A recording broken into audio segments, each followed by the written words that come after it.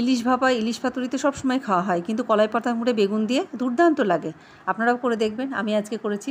তো এই যে এইভাবে মাথা লেজা বাদ দিয়ে মাঝের 4 পিস নিয়ে এখানে একটু টমেটো, বেগুন কেটে হলুদ লবণ দিয়ে আর মশলা কী কী দেবো সেটাও পাশে নিয়ে নিয়েছি। একটু পোস্ত, সর্ষে 2 রকমের, লঙ্কা, সামান্য একটু আদা, তারপরে দইটা দিয়ে সর্ষের তেল দিয়ে আমি মাখিয়ে রাখবো।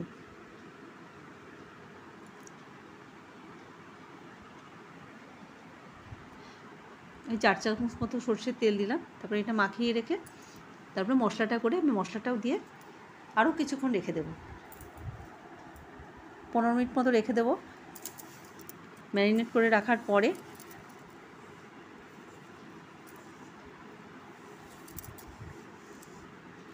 এইভাবে আপনারা বানিয়ে দেখবেন, অপূর্ব লাগে।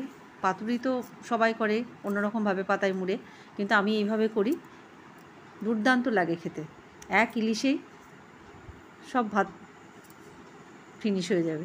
তো আমি এই কলার পাতার মধ্যে এইভাবে ঢেলে বাটির মধ্যে রেখে আমি আরেকটা কলার পাতায় দিয়ে আমি চাপা দিয়ে দিলাম।